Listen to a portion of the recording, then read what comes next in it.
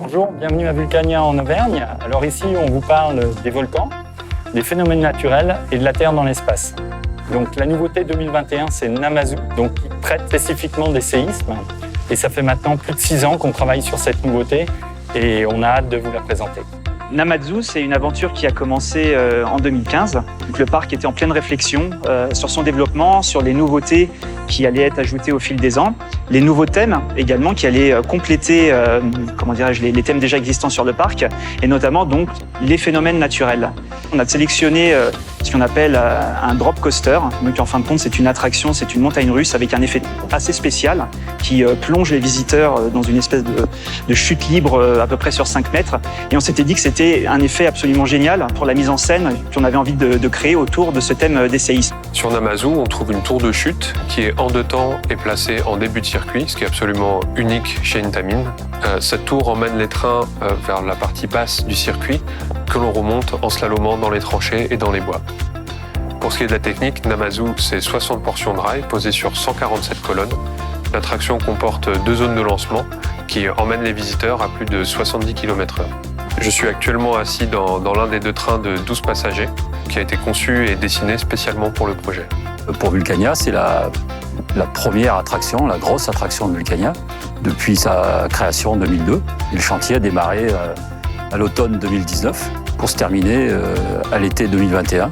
On a dû faire appel à beaucoup d'entreprises. Une vingtaine d'entreprises étaient titulaires des différents lots. Également une dizaine de bureaux d'études et cabinets d'architectes qui nous ont accompagnés tout au long de cette opération. Alors Namazu, il fallait une construction et un outil d'exception parce que l'environnement de Vulcania est un environnement exceptionnel, classé au patrimoine mondial de l'UNESCO.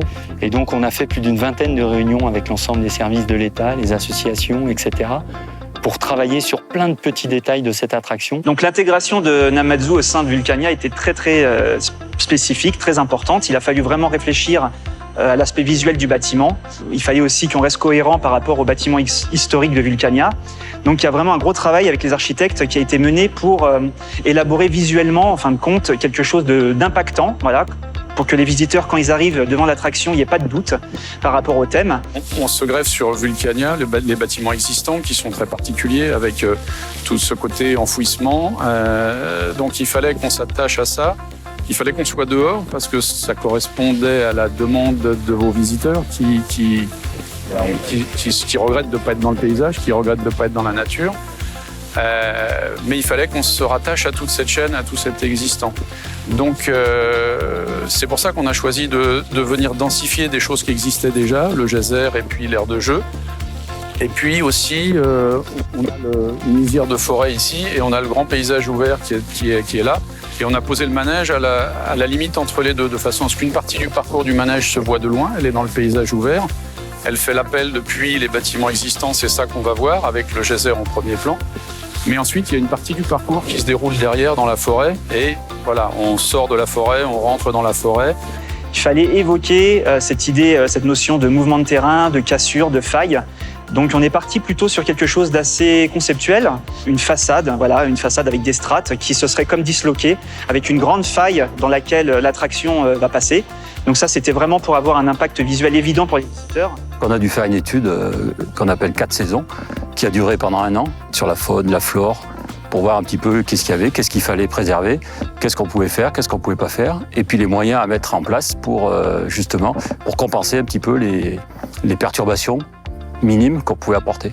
Le circuit de Namazu est spécialement conçu pour Vulcania, donc il fallait répondre à plusieurs critères. Un des critères le plus important, c'était son intégration dans le site, dans l'environnement. On ne pouvait pas faire n'importe quoi et par exemple travailler avec un lift classique qui nous aurait emmené trop haut. Voilà. Donc le choix a été fait de travailler avec un launch coaster, c'est-à-dire que le train est lancé horizontalement. Et ça à 2 reprises sur le parcours. Ensuite, on a créé des portions, des tranchées, voilà, qui permettent d'intégrer les éléments les plus techniques, vraiment sous terre, pour vraiment laisser que le rail, voilà, la plus belle partie du rail visible depuis l'extérieur. Donc on le voit zigzaguer entre les arbres, disparaître derrière le bâtiment, ressortir de l'autre côté. Donc ce travail d'intégration a été vraiment primordial et ça lui donne une identité très particulière, vraiment très unique. On a tout le paysage de la chaîne des Puys derrière.